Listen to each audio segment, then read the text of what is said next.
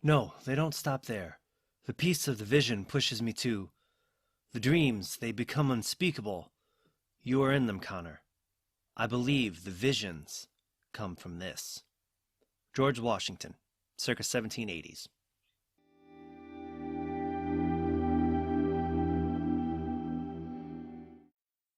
Hello, I'm Andrew, and I want to welcome you to Visions of the Past, a podcast all about the lore of Assassin's Creed. This is episode 98, and today we're going to talk about the last two known Apples of Eden. In previous episodes, we've discussed every single Apple of Eden except for the two Apples of Eden that were present at the assassination of John F. Kennedy, the apples that Abstergo has classified as Apples of Eden 1 and 3. The first apple we'll be talking about is about the Apple of Eden 1, which has been either mentioned or seen in the Glyphs of Assassin's Creed 2, the Dead Kings DLC of Assassin's Creed Unity, the Siege of Paris DLC of Assassin's Creed Valhalla, and Assassin's Creed Bloodstone. The apple had the power to do normal Apple of Eden things like mind control and illusion projection, but it also had the power to imbue other objects with power, like the Eagle of Shugair. Created by the Isu, we don't know anything of its history before its discovery by Saint Denis of Paris within the Isu temple that would become known as the Saint Denis Temple. He used the apple to convert the local population to Christianity, and after his death in the middle of the 3rd century, his successor used the apple to create a lantern that eventually ended up being called the Head of Saint Denis. This lantern was used to house the Apple of Eden, and used it to implant the memory of Saint Denis walking with his decapitated head while preaching a sermon on repentance. After this, though, the apple began to corrupt the mind of Saint Denis' successor, and he returned the apple with the lantern to the temple where Saint Denis first found it. Here it sat until the 12th century, when it was found by the abbot Shugair. Shugair used the knowledge that he gained from the apple to create the Eagle of Shugair, a sword with the ability to create a bright light that would blind enemies during combat. Shugair also used the knowledge from the apple for his architectural redesign of the Basilica of Saint Denis, which saw Shugair use innovative structural and decorative features, finishing the choir, which was the first time that all the features of Gothic architecture were in one structure, sometime between 1140 and 1144. The apple fell back out of history after Shugair's life until sometime after August 10th, 1792. This was the date that Napoleon Bonaparte was searching Tuileries Palace in search of the apple, but instead he found a key that glowed like it was the apple when it was in use. In August 1794, while Napoleon was officially under house arrest in Nice, he had a group led by Philippe Rose search the royal necropolis beneath the Basilica of Saint Denis to find the Isu temple that was also beneath the basilica. Disgraced assassin Arnaud Dorian beat Rose's men to the location of the head of Saint Denis and used it to kill the men in his path while he escaped the necropolis. After Arnaud's escape from the necropolis, he separated the Apple of Eden from the head of Saint Denis, keeping the head and passing along the apple to an assassin with the express instructions to give the apple to Al-Mualim in Cairo. The apple wouldn't stay in Egypt long, though, as Napoleon went on an expedition to Egypt in search of the apple, and when he found it in 1798, he returned to France and used it to gain power, eventually becoming the Emperor of the French. It is unknown how or when Napoleon no longer had control of the apple, but the next known person to hold this apple was magician and escape artist Harry Houdini. Harry, though, used the apple to embellish his escapes, making it look like he was doing all these elaborate and dangerous escapes that are still considered impossible today, when in reality they were illusions created by the Apple of Eden. Eventually, though, the Templars found out he was holding an Apple of Eden, and they had him killed, officially from peritonitis, from a ruptured appendix. And they retrieved the apple for themselves.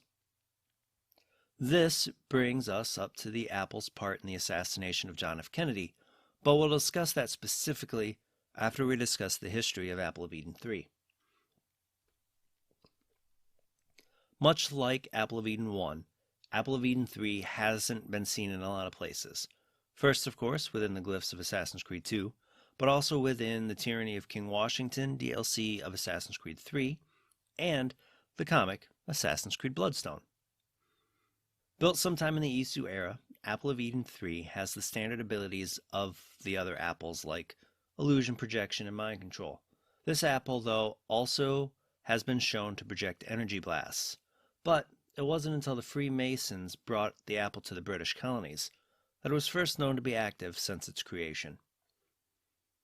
After the Siege of Yorktown in October 1781, George Washington found the Apple of Eden on an unnamed British officer and took it from him, though when asked later, he couldn't remember the face of the officer.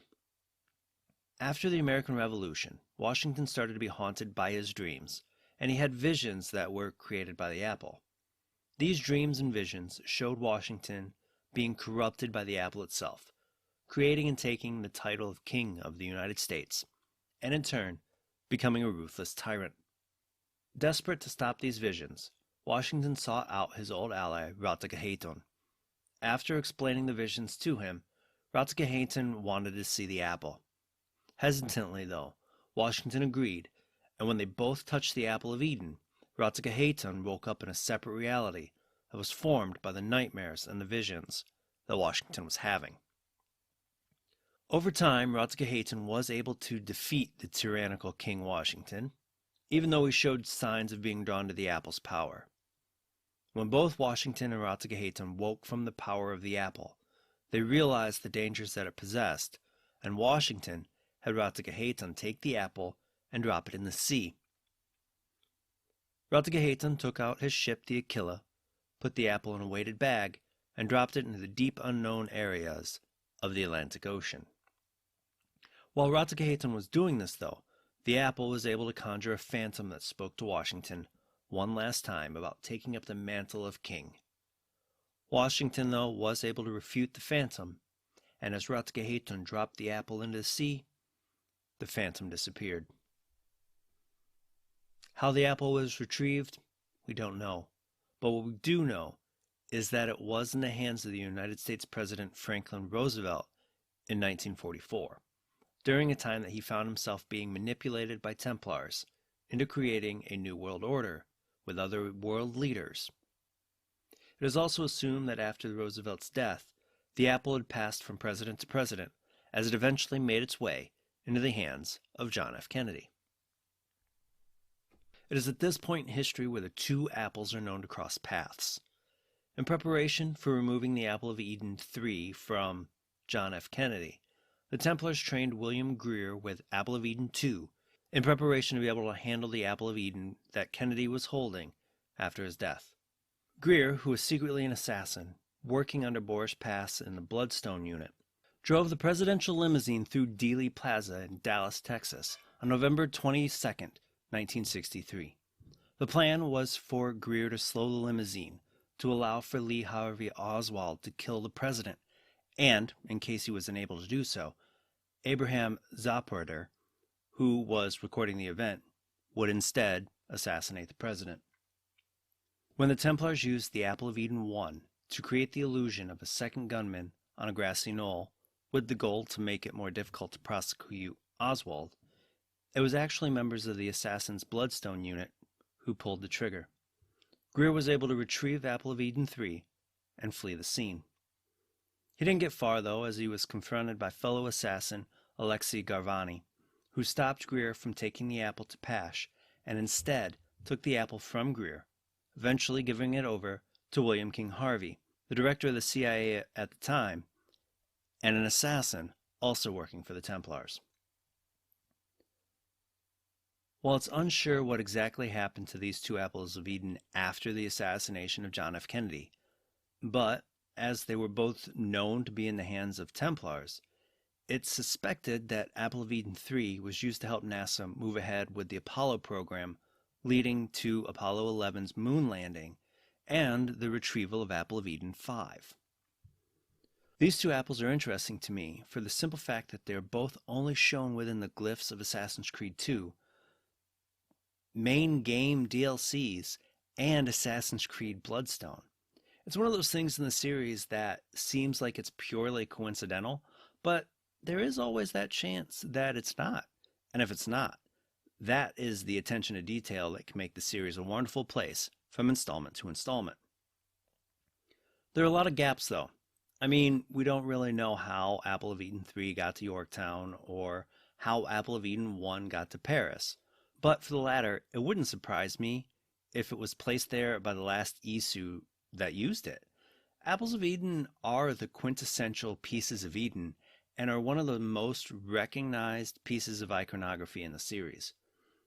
And with the history of them being used to control the human population during the Isu era, there are so many more stories and possibilities of other apples that we don't know about.